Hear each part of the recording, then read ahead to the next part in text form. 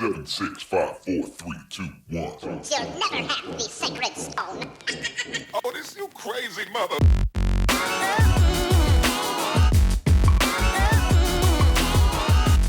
Hey, and welcome to the podcast. I'm Eric. And I'm Riley. And this is Beyond the Frame, a podcast where we talk about movies. And this week, Riley, what are we talking about? Oh, my favorite action franchise. We're doing John Wick 4. John Wick 4. It's interesting to hear you say that it's your favorite action franchise. I would have thought it was Fast and Furious. To be honest, the original Fast and Furious movie's pretty good. Though it's... John Wick has aged like a fine wine. Yeah, it gets it's better been with each consistent. movie. Yeah, Fast and yeah. Furious peaked with number 4, and then since then, it's slowly just getting worse as it gets more and more ridiculous. So Yeah, I agree with that. No, like in terms of action franchises, probably my next favorite, and when I say franchise, it needs to have at least a couple movies to it. Okay. Would be the Mission Impossible franchise, but even then, there was a couple of duds. Like Mission Impossible 2 sucked. Mission Impossible 1 was okay. 3 was not very good either. Three was a little iffy, though I love Philip Seymour Hoffman.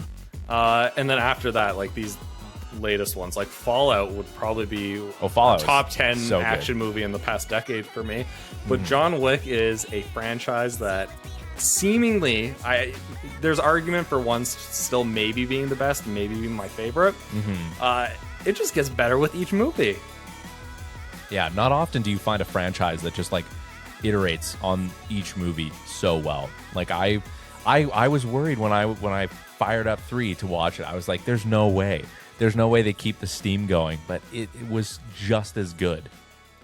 And to be honest, when the movie first came out, I seen IGN did a review, and the review was 11 minutes long. And I was like, okay, first of all, holy crap, this is a 3-hour movie. One of the things that I liked so much about John Wick 1 was it's like a 100-minute movie. It's like an hour and a half, hour and 40, it's done.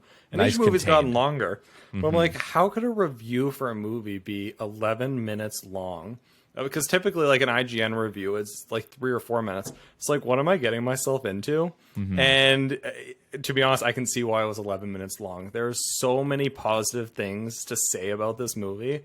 It is a true action epic in a way that I can't really think of another movie, at least recently, reaching the same heights. This is a globe-trotting... it's an epic. That's the only word that comes to it. This is like the Odyssey of action movies for me. It's like a scale that you don't expect from like such a humble beginnings of John Wick 1.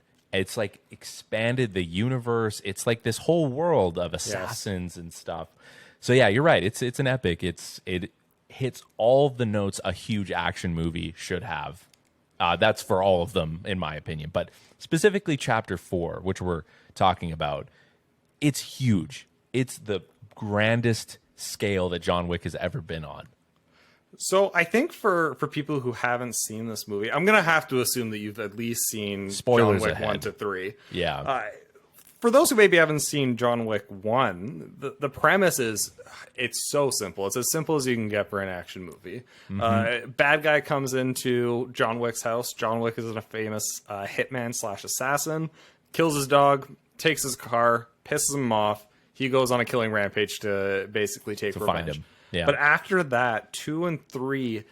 And John Wick 1 does it as well, but 2 and 3 really grows the scope. You learn about this underground group of assassins and the way it works. They have this whole system to it. Yep. And ultimately, by the time we reach the end of John Wick 3, the high table, which is basically the top of the pyramid in terms of this assassin hierarchy, they're gunning for John Wick. They're pissed off. John Wick is equally as pissed off at the high table. And John Wick 4 basically picks up with John Wick basically taking out his aggression against the high table, and ultimately he finds what could be a path to freedom, which is something that he's been looking for, freedom and peace. And the movie is basically him going through with that path forward and kind of meeting some allies along the way, which is a little bit different for John Wick. Yeah, he leans on a lot of allies in this movie. He's not so much a lone gunman lone hitman anymore, and he's really grown as a character. I think that this is like, because John Wick 1 was a revenge plot through and through. I think that it's really cool that they've gone beyond that. Like it went from like revenge to ending with like retribution. You know, it's so much more than just him getting revenge. It's about like, it has like an emotional connection to his character. He has changed as a character over time. It's really great. It feels like a solid conclusion to a 4-movie series, which is not easy to do. No, Not easy to do. And you kind of touched on this at the start. Like, how do you top some of the action scenes that were in John Wick 3? Like, each movie, the choreography and the stunt work is absolutely incredible. Like, it's absolutely mind-boggling. And I think it was Chris Stuckman who said this.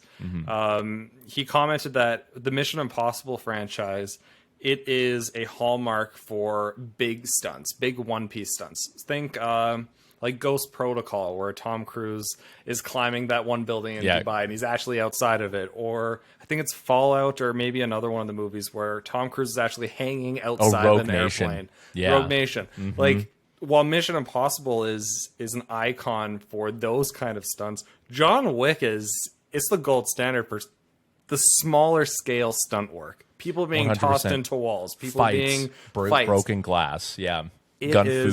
Yeah, no, it is the best, I think, period, in terms of action movies. And it's absolutely incredible how they're able to top the series with each movie. And not only can they top the stunts, I also think John Wick did a fantastic job with each movie, actually introducing us to more and more interesting characters. I think the side characters in John Wick 4 are the best side characters the series has had so far. Oh, yeah, 100%. I really think that they went out on a limb to try and make characters that like humanize John, but then also like give him interesting people to play off of and add to his backstory.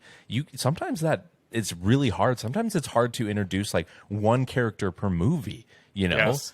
Like, I can't even imagine doing like 3 or 4, or even like introducing like a new bad guy. In chapter 4, a good bad guy. Excellent. They could have flubbed that so hard, and the writing direction just like pulls it all together somehow. Yeah, and you make a good point too. Not only is this a good action movie, I've seen mixed things about the villain in John Wick 4. Personally, I thought the villain was fantastic, and I thought this might have been the best villain in my eyes, because like, I think, John Wick 1 was less of a villain, more of MacGuffin to progress the violence. That was just it was the focal point for revenge. Story. This was truly a villain who had goals and motives that went beyond John Wick.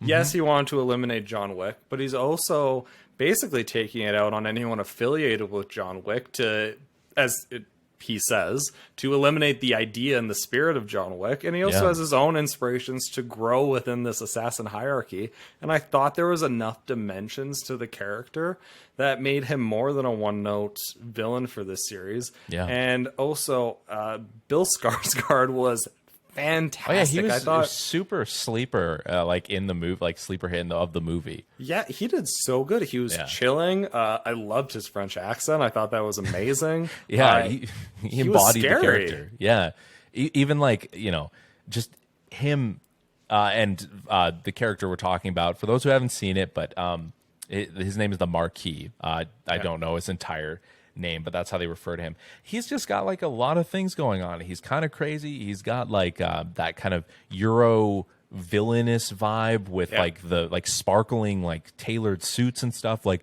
there's just a lot to love there, and it's actually very reminiscent of like a James Bond villain, I think. Could totally fit into a James Bond movie. And so that really helps elevate the movie, I think. It's a compelling story, compelling bad guy, compelling threat, rather. Super solid. It really, for an action movie, has way better characters and characterizations for people than like it has any right to. Well, let's take it back to the start of the movie. The John Wick 4 starts with one of the hardest openings I think you can get. Like, basically, the first 40 minutes of the movie, I'm guessing it's 40 minutes. I'm spitballing that. Probably. But Around it that. takes place in Osaka, Japan. The setting is gorgeous. It's There's cherry insane. blossom trees, Yeah. neon lights, gorgeous hotel. There's a very Japanese-inspired kind of soundtrack in the background. Yep. It is 40 minutes of goes just so hard. conflict. Yeah, and it is. It's done in such a phenomenal way, and my partner pointed this out as well. One thing that the movie does is in each set piece, and it's most noticeable in the Osaka, the initial set piece, the fighting styles are all a little bit different. So in Osaka, instead bit, of yeah. like John Wick is using guns and the high table is using guns, but the continental people, they're using bow and Bows, arrows, swords. swords. It's Yeah. very martial arts heavy. It's John's using nunchucks at one point. he's using Yeah. nunchucks, and it's during this initial set piece that you are introduced to. I like Mr. Nobody a little bit more. I think I'm still Mm-hmm. playing around with it, but you're introduced to one of the greatest John Wick characters, and that's Kane, played by the famous, yes, the Kane is fantastic, so good. the iconic, So Donnie iconic. Yen. Yep. Yeah. When Such I a good I job. didn't know he was in this because I wasn't really looking into it much, and I heard him speak and I was like, oh my god, it's Donnie Yen. Like that's gonna be so. I was so hyped at that point. He's a very very good character. One of the best assassin characters in all of John Wick, I think. How he does it, I mean, suspend disbelief I a don't little know. bit, but he's so good. He's charismatic. Yep. He's a villain for a bit of a spoiler. He's a villain for most of the movie. You could argue for all of it. I don't know, but he's a villain for a lot of it, and also there's dimension to him because he doesn't want to be a villain. It's a It's very similar circumstance to that. it's similar to John's story in a lot of Yes. ways. It's an interesting parallel. But he brings humor to all of his scenes, like that initial scene in Osaka where they're raiding the Continental, and as this gunfight is going on, he's just finishing his bowl Eating of a ramen bowl of noodles. Yeah. just on the side. It's the humor in this movie is so well integrated with the action in the movie, or even when there's not action, just moments of character development. It's very well done. Like I don't remember previous John Wick movies, well, especially not 1. 3 probably had a decent amount of humor, but I didn't watch that immediately before 4. But I don't remember other John Wick movies being as funny as this one, and not in a cheesy way. I do think that like John, especially the first movie, John Wick like took itself very seriously. Yes. So I think that the levity was brought on by Donnie Yen. It was such a smart choice. I Yes. think that like every scene that he's in, he steals it. Yeah. And this applies equally to the Osaka arc, but also to every other arc. It feels like every couple of kills, there's something that makes me go like, "Ooh, Yeah. There's some There- intense deaths in this movie. like." I think the first kill that made me kind of go step back and make a physical reaction, like an impressed reaction to the kill, was in Osaka, and one of the grunts was basically throwing a kick, and somebody shot an arrow through his knee, and Yes. he pins him, and then John takes his gun basically to his throat, and He just like ragdolls and is stuck Yes. to the wall. That was the stunt work is so good. It's so and good. The creativity, like this, the director has truly found his own niche and his own style, and it's clearly his movie, and it makes me so excited for the Ghost of Tsushima movie that he's I directing. know, right? Oh, gee, like I can't even imagine a better director to be giving that franchise to. It's going to be so good. Yeah, he's. I don't know how you pronounce his last name. Chad Stileski. I think that might be it. Yeah. I can't think of a so better innovative. action director right now. Yeah, You know, we've had like directors in the past that do really interesting action for the time. Like I really think the guy who does Hot Fuzz, Baby Driver, what is his name? I keep wanting to say Wes Anderson. It's not Wes Anderson. No. He has a similar name. But I do think that his movies like were very interesting for the time for action. They're some of the best, and he pushed it, especially with Hot Fuzz, as it was like aping off of action movies. Regardless, I think that there was, I would say maybe Bullet Train was pretty good for like innovative action.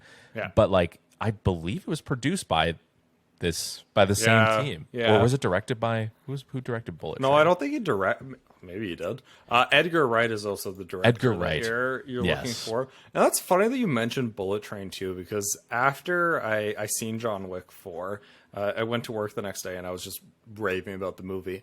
And one of my coworkers really likes Bullet Train, and I said to him, and I was like, first of all, this is a way better action movie than Bullet Train.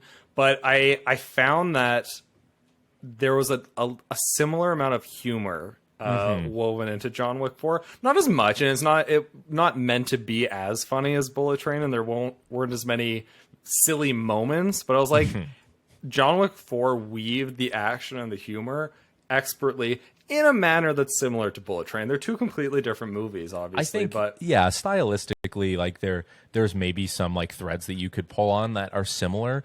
Yeah. But yeah, I think that John Wick has just another level of interesting action, but then also like interesting locations for action. Interesting, just like little things. Like, I mean, we'll get to this because like I think we can talk about more of the action scenes for sure, but I don't think there's a better action scene than the last two.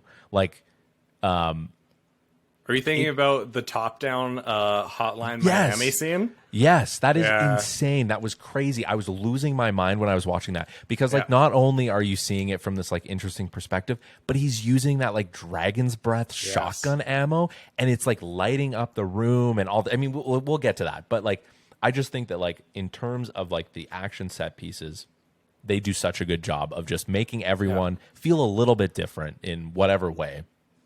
To be honest, you speak about action scene or set pieces in this movie, and before that iconic, and I call it the Hotline Miami action scene. Before that, there's this really, really slick set piece. Actually, it's a series of 3 set pieces, and it's set to basically like a jazz radio host narrating everyone in Paris hunting down John. Oh, I guess I know what scene you're talking about. Yeah. And in the middle of that, there's this scene where he's fighting in a really busy traffic circle. The Arc de Triomphe How did they do that? How did they interact the like the people with the cars? Yeah, do you think they actually had cars going around during the action scene? Like how Most on definitely. earth would they have done that? They're like, I think for some of the hero angles where like John Wick is like shooting the main like sub bad guy, like where there's like buses that go between them and stuff. Like I think from some angles, like it's very clear that they've cut it in a way that makes it look like the cars are going a bit faster than they actually are, or they're like a safe distance away, you know. But like there was a span of like maybe 2 minutes where like 10 people got hit by cars and they just went flying like into the air. Like that's got to be CGI. Some of it, I'm sure, like he like throws a guy into the car and he bounces way into the sky. Like that's got to be. Well, I don't know. I can't really say for sure that it's like not a real person. I mean, that's how seamless all of the action is in this movie. It was such a cool scene. I'm genuinely blown away at whether it's CGI or it's a mix of CGI and practical effects, or if it's just practical effects, how they did that, because there's so many literally moving components in that scene. Everything is moving. There's not a still aspect to that scene except for the structure that sits in the traffic circle. Everything is on the go, and I don't know how they did it. It was very neat. Let alone like how they actually executed the stunts. Like I don't know how they kept that scene from not looking like a mess. You know, it's so like not actually visually confusing, but it's visually overwhelming, and in like a good way, because I think it really sells how frantic that action scene is. But man, like it could have looked like such a mess, and it's super easy to follow, I think. So that's a good action scene for sure. Like all of them were so good and so humorous. Because also in that same Paris Jazz trilogy of action scenes, there's a really, really good one where they're just fighting up a set of stairs. Yeah. And it's so funny, and it's also so tragic because John Wick he's fighting up this set of stairs. It's like 200 stairs or something, I think they said. And he basically gets to the top. And this was also a phenomenal piece of stunt work too, because he gets to the top of the stairs and he is literally thrown down gets all kicked 200 down. stairs. And he's tumbling. You see this, whoever's doing the stunt is actually falling down the stairs, and it's like an unbroken shot for a lot of it too. Yeah, it's like a oneer. I don't know. I don't know. That was when I was wincing at that, because that looked. Oh, and then there's a part where John gets like thrown into one of the lights and then falls down the stairs. And you hear his body hit the light pole, and I just like, you really can't not root for John Wick because he takes so much punishment. Not like a typical action hero. Like Tom Cruise gets like beaten up and falls and hurt, but like John Wick is like, he's getting shot, he is getting thrown off of things, he jumps out of okay, we're going into full spoilers. He bursts through a window and lands on a car like 4 stories below him. Like, and that like it punctuates like my favorite action scene. So it's like, I will say I liked the overhead scene, like that whole sequence, more than the Arc de Triomphe one, because like it's punctuated with John Wick saving Mr. Nobody's dog. And like I think that was just such a I was like, yes, this is why John Wick is so great. That's why he's like actually like a really good character and a good person. So yeah, that was really good. I just think there's so much you can say about each of the action scenes. They're just so good. They're just amazing. If you're getting to this point, I think it's clear that we have nothing but glowing things to say about this. This is a good movie, and we've talked about maybe like 4 different of the set pieces and some of the stuff that happens and in the it. Specifics. And there's so much more in this 3-hour movie. It's nothing but it's expertly jam-packed. It's expertly executed. It's the choreography is like nothing you've ever seen before. If you've seen John Wick 3, one of the really, really impressive sets, at least to my recollection, was the knife shop fight scene. And to me, every fight in this movie was choreographed to the level and detail of the knife shop fight scene. I would agree. It's gorgeous, and I agree with you that the Hotline Miami top-down scene was by far the best action scene in the movie. It's something you've never seen before. At least I can't think of an action movie that's taken the perspective from eye level going up, so now it's top down. Like they created that whole set just for that set piece, because there's no roof there. The camera is floating above, and it's one shot. There's no breaks in any of the scenes there. That is by far the best action scene.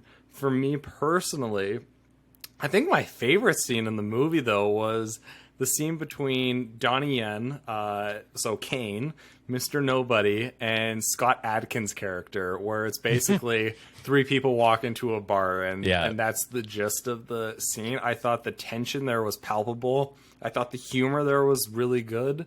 It showed literally just laid all the cards out on the table, everyone's motivations and the complexity of their situation and the conflicts that are happening in this movie. I thought it was stylish. The fact that Scott Adkins was in the movie, I don't know if you're too familiar with Scott Adkins.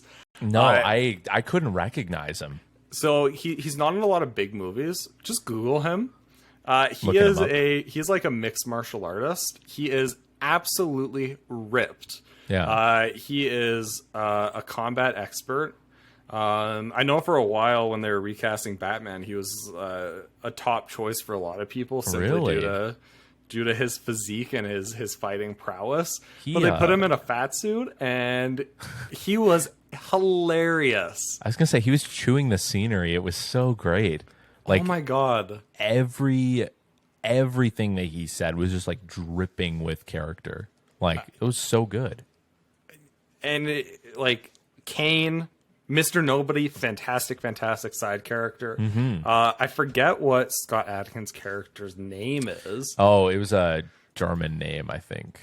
He's really good in it. The Marquise is really good. Winston, he's back in the film. He's played by Ian McShane, who is a fantastic Ian McShane is actor. awesome. He also chews every single scene. He delivers it with such theatric charisma that I just soak up every single word.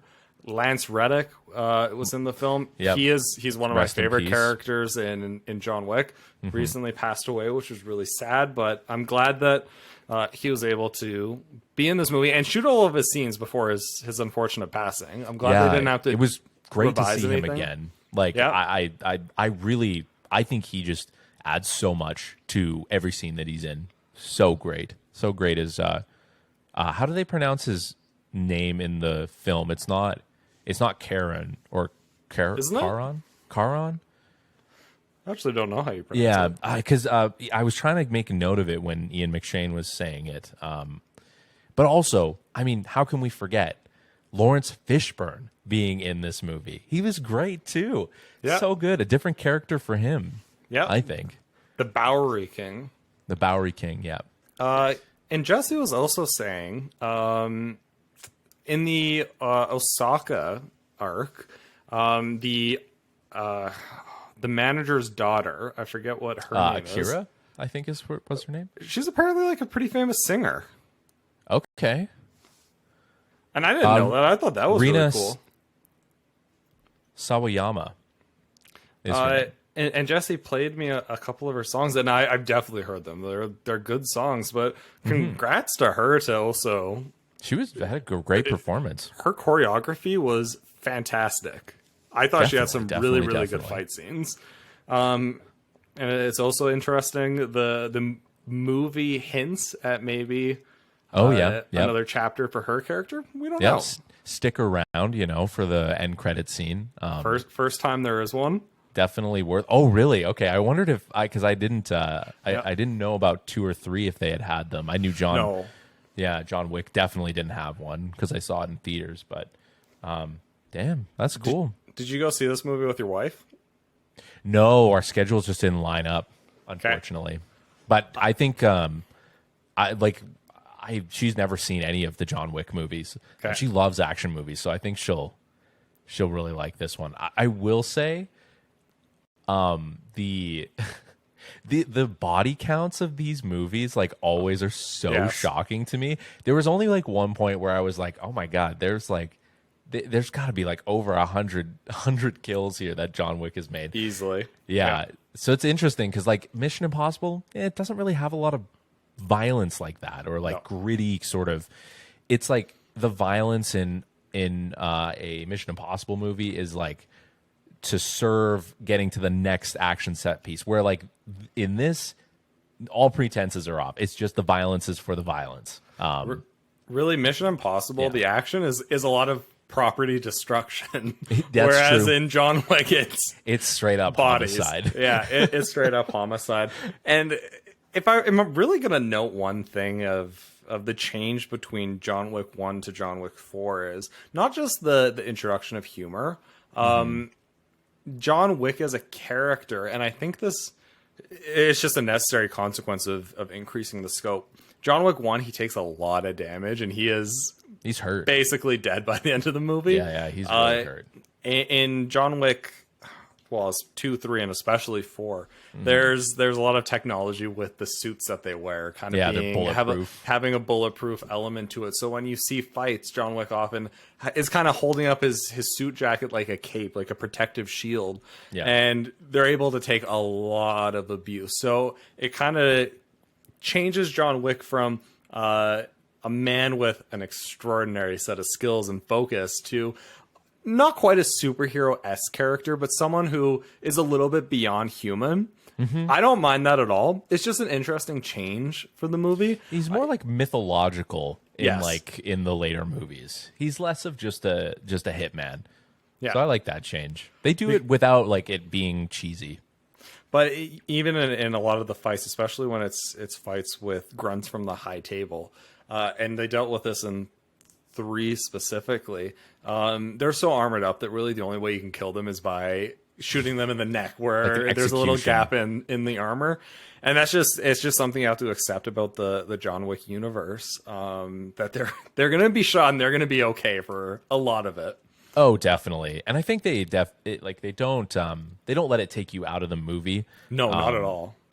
And yeah, along with him turning kind of more into a superhero, like I think they make him, obviously he's a sympathetic character in the first one, because it's a very straightforward revenge plot. But in this movie, they take his like emotional core and they like show you a little bit more of him, like just through characterization, because he's really monosyllabic, right? Like he says like, yeah, almost like Clint Eastwood type like level. But like there's a few really good moments where he had a couple of lines and Keanu Reeves did a good job of delivering it, and it really sold me on John Wick as just a character who wants to find like freedom and peace.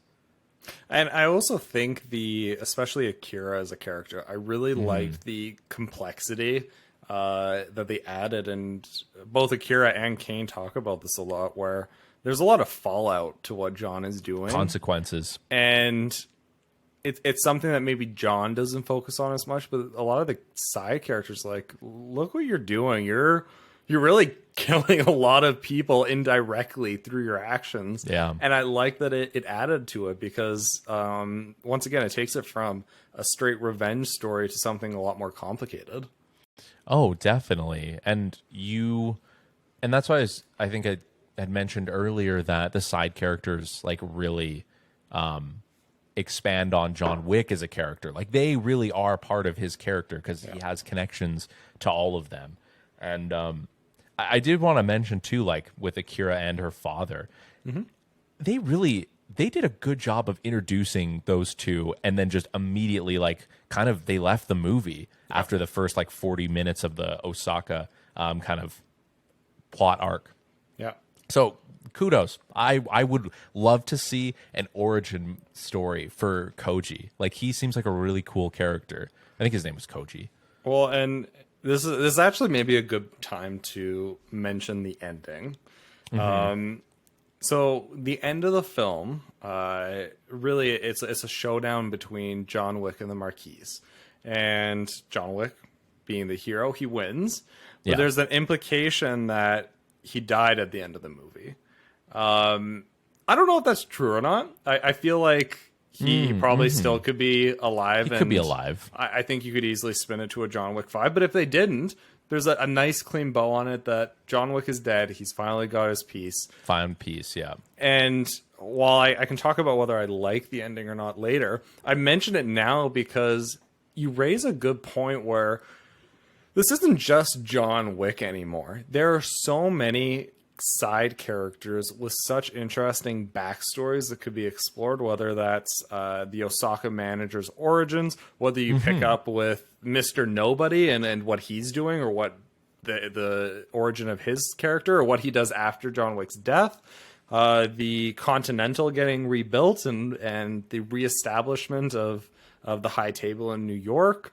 Or maybe there's an end credit scene that shows a conflict between Akira and Kane, exploring that. My point is, even if you want to treat John Wick truly as being dead and not a fake out where John Wick 5 comes out, if you truly wanted to treat this as the end of John Wick's saga, there is so many places you could pick up the story of the high table. There's so many interesting characters that you could leapfrog off of, and I think that's amazing.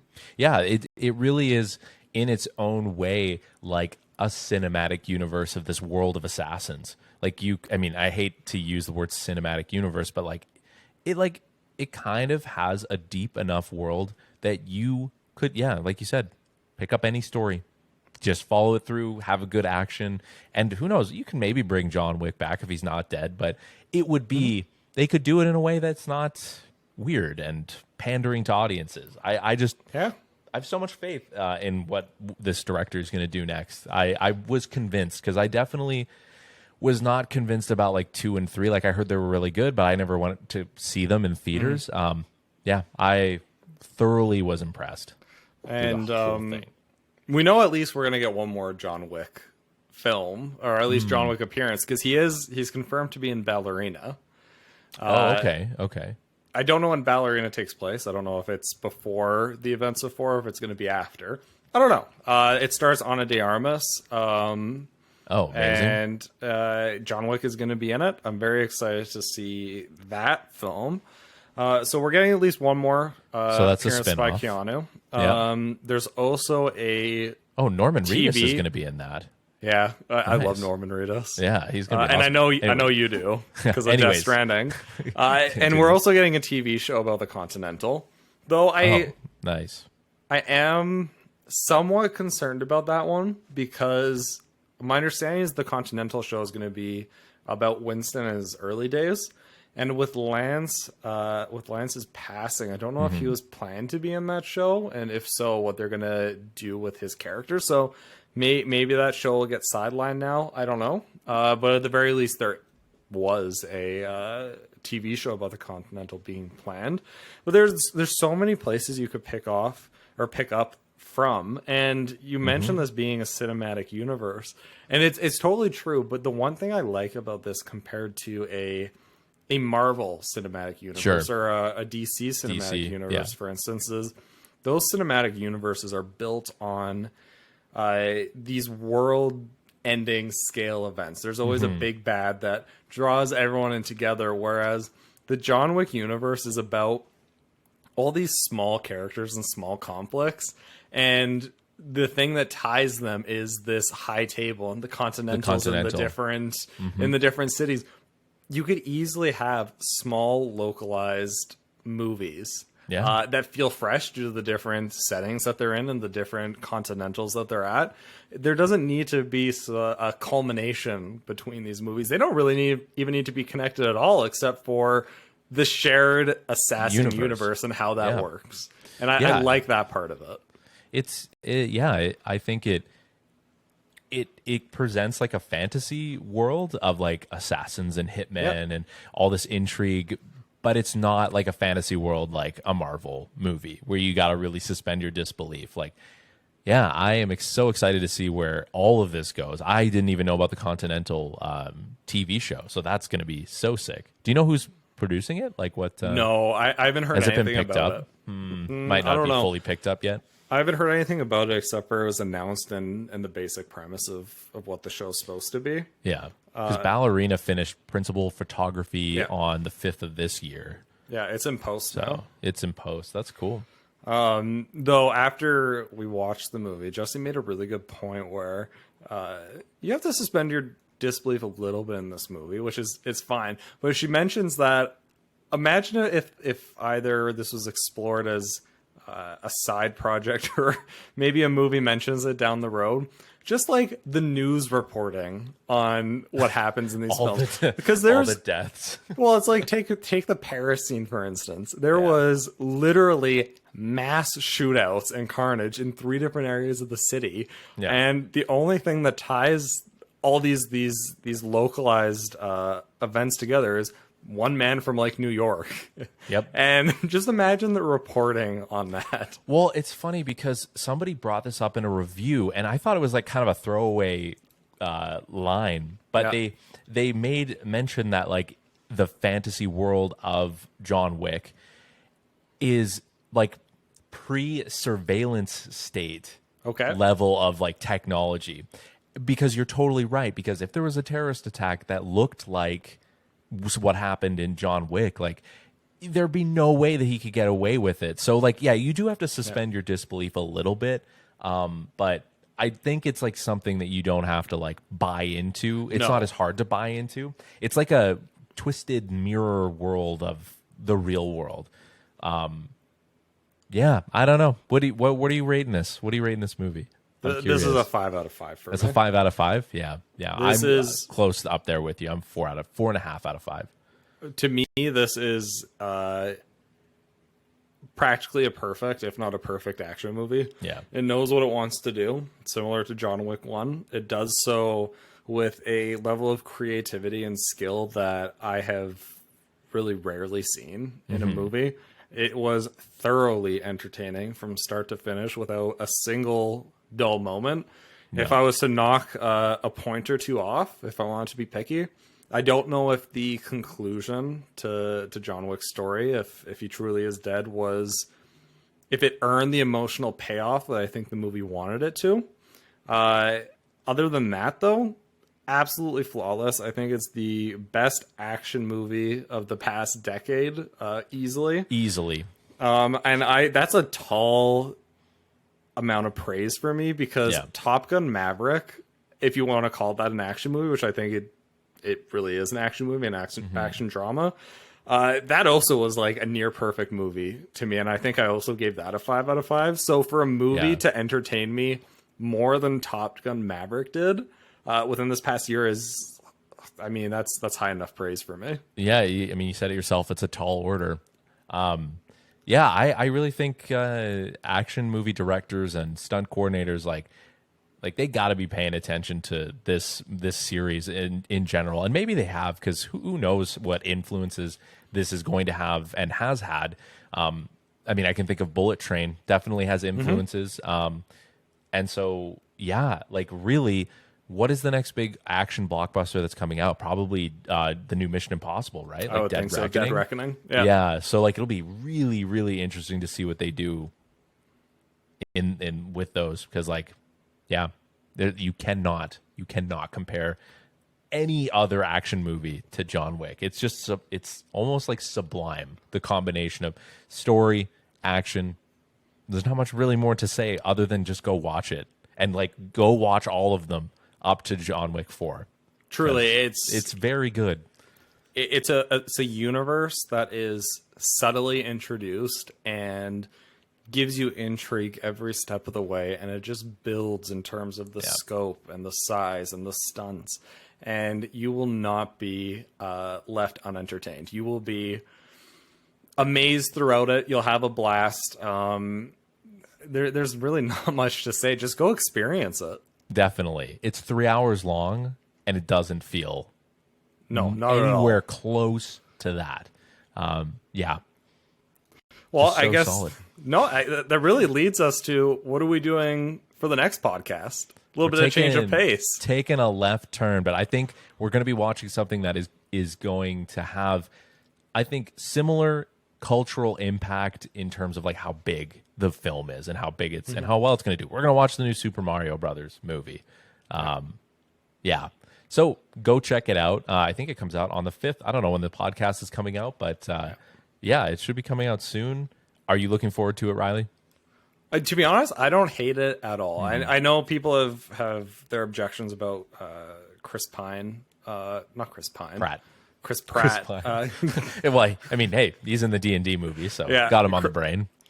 Chris Pratt being Mario, to be honest, I'm just interested to see what they do with it. I think it's interesting solely from the fact that this is a massive animated film on a video game property, and if it does biggest well, in the world, easily yes. the biggest video game property, most recognizable in the entire world.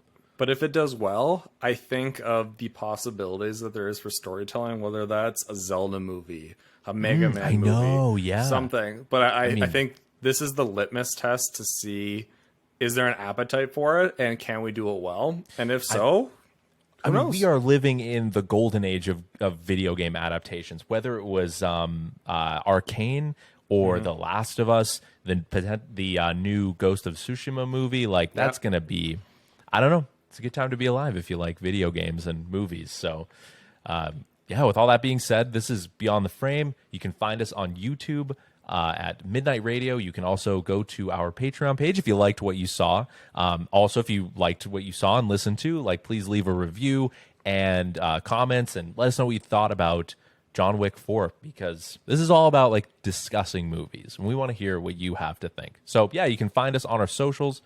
at BTFcast is Instagram. And that's what we have right now. So go check it out. And we'll see you all in the next one.